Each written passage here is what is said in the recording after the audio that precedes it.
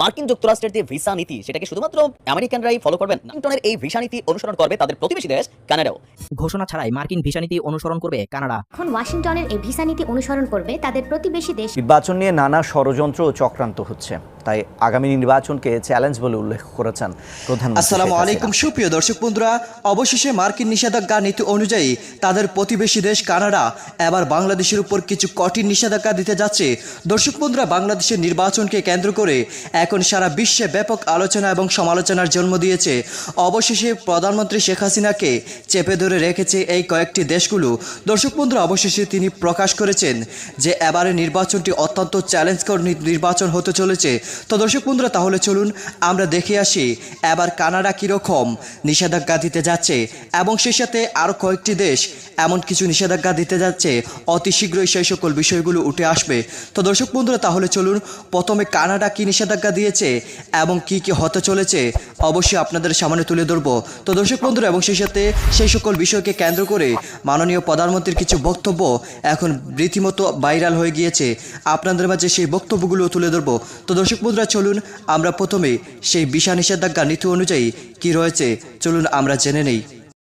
যুক্তরাষ্ট্রের দেওয়া যে ভিসা নীতির মধ্যে একটা নিষেধাজ্ঞা আরোপ করা হয়েছে। টেকনিক্যালি সেই নিষেধাজ্ঞায় শুধুই কি যুক্তরাষ্ট্রে হাঁটছে না, আরও দুঃসংবাদ, যারা ভোটের মাঠে অপরাজনীতি করতে চাইবেন, যারা ভোট দখল, ব্যালট বাক্স ছিনতাই বা নানান ধরনের অপকর্মে জড়িত হবেন, তাদের জন্য আরও বড় দুঃসংবাদ হচ্ছে যুক্তরাষ্ট্রের তুলনায় আরও একটা রাষ্ট্রে বাংলাদেশিদের, মানে এই কালোবাজারি, যারা বাংলাদেশ থেকে টাকা লুটপাট করে নেওয়া, বাংলাদেশের 12টা বাজাইয়া পৃথিবীর অন্যান্য দেশে নিজেদের জায়গা জমি গড়েছেন কিছু দুর্নীতিবাজ রাজনৈতিক ব্যক্তি, সরকারি কর্মকর্তা কর্মচারী, সচিব, আরও যারা আপনার ব্যবসায়ী যারা আছেন বাংলাদেশকে লুট করছেন, তাদের জন্য আরও বড় দুঃসংবাদ।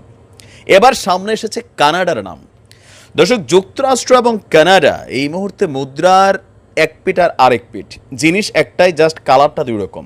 আর আপনারা জানেন যে এখানে আরও একটা দেশ পেছনে কানেক্টেড আছে, সেটা হচ্ছে যুক্তরাজ্য। তবে আমাদের আজকের আলোচনার ইস্যু কানাডা।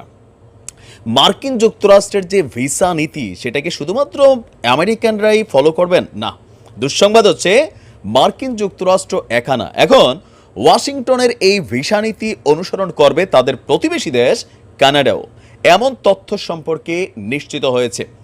BanglaInsider.com যে পত্রিকা আছে, তারা একটা প্রতিবেদন করেছে।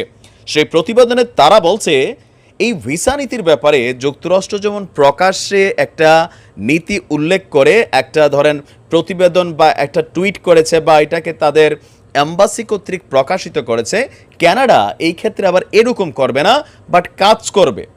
সিস্টেমটা কি? সাধারণত বিশ্ব কূটনীতিতে মার্কিন যুক্তরাষ্ট্র যেই নীতি এবং সিদ্ধান্ত গ্রহণ করে, কানাডাও 90% ক্ষেত্রে সেই নীতি অনুসরণ করে। বিরল ব্যতিক্রম ছাড়া মার্কিন নীতি অনুযায়ী কাজ করা আপনার কানাডার পররাষ্ট্রনীতির একটি মৌলিক বৈশিষ্ট্য। মানে যুক্তরাষ্ট্র বেশিরভাগ ক্ষেত্রে যেটা হ্যাঁ বলে, কানাডাও হ্যাঁ বলে, যুক্তরাষ্ট্র না বললে কানাডাও না বলে, হয়তো 2-1% বা 5-10% ক্ষেত্রে আলাদা। আর তাই মার্কিন যুক্তরাষ্ট্রের এই নতুন ভিসা নীতি যখন ঘোষণা করা হয়েছে, তখন আলোচনায় ছিল যে এই ভিসা নীতি কারা কারা ফলো করবে। কানাডাও হয়তো একই পথে হাঁটবে, তবে কানাডা ভিসা নীতি অনুসরণ করবে কানাডা। বরিশালে হাল ছেড়ে দিল আওয়ামী লীগ। ঢাকা 17 আসনে প্রার্থী হওয়ার গুঞ্জন নিয়ে যা বললেন আজমতুল্লাহ। শুনছিলেন সংবাদ শিরোনাম, এবার বিস্তারিত। তার আগে অনুরোধ থাকবে ভিডিওটিতে একটি লাইক এবং কমেন্ট করে জানিয়ে দিন কোন জেলা থেকে দেখছেন এবং শুনছেন আমাদের এই ভিডিওটি।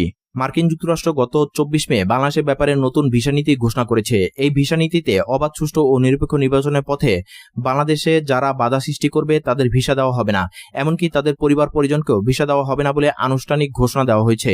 ওয়াশিংটন থেকে মার্কিন পররাষ্ট্রমন্ত্রী ব্লিংকেন আনুষ্ঠানিকভাবে এই ঘোষণা দেন। যুক্তরাষ্ট্রের নতুন এই ভিসা নীতি বাংলাদেশের রাজনীতিতে চাঞ্চল্য সৃষ্টি করেছে। যদিও আওয়ামী লীগ, বিএনপি উভয় রাজনৈতিক দলই বলছে যে এই ভিসা নীতি তাদের পক্ষে, এর ফলে অবাধ, সুষ্ঠু ও নিরপেক্ষ নির্বাচনের পথ সুগম হলো, এমন দাবি দুপক্ষের। মার্কিন যুক্তরাষ্ট্র একা না, এখন ওয়াশিংটনের এই ভিসা নীতি অনুসরণ করবে তাদের প্রতিবেশী দেশ কানাডাও, এমন তথ্য সম্পর্কে নিশ্চিত হওয়া গেছে। তবে কানাডা এই ব্যাপারে কোনো আনুষ্ঠানিক ঘোষণা দিবে না।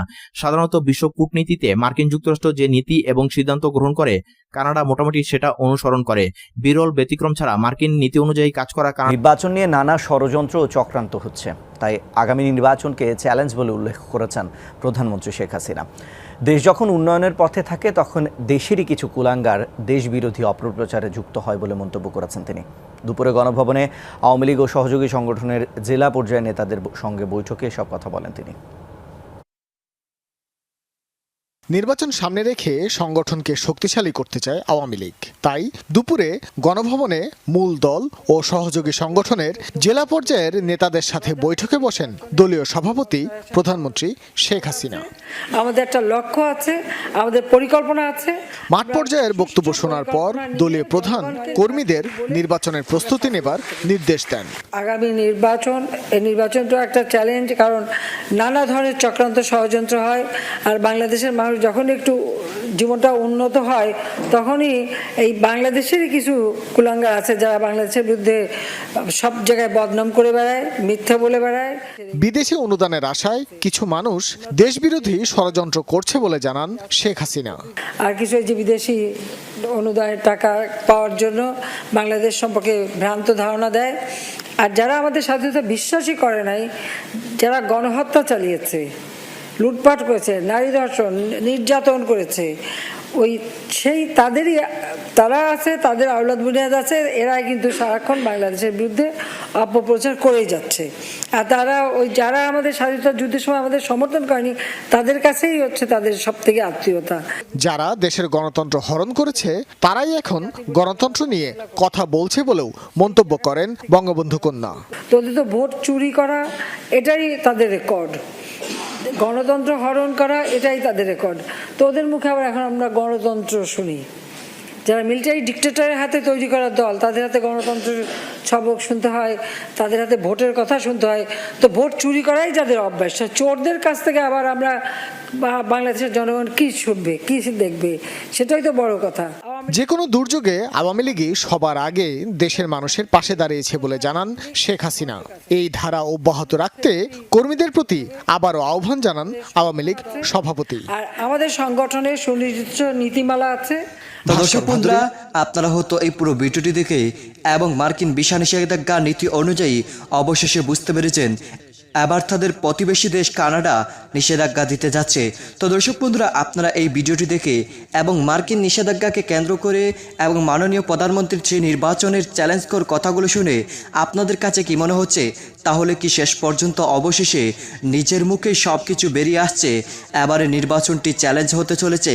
কারণ এবার যেভাবে জনগণ উঠে পড়ে লেগেছে আর রেহাই হচ্ছে না। তো দর্শক বন্ধুরা, এবং সেই সাথে আপনারা ভিসা নীতি, ভিসা নিষেধাজ্ঞার এই সকল বিষয়গুলো শুনে আপনাদের কাছে কি মনে হচ্ছে অবশ্যই কমেন্ট করে জানিয়ে দিবেন। তো দর্শক বন্ধুরা, ভালো থাকুন, সুস্থ থাকুন, আল্লাহ হাফিজ, আসসালাম।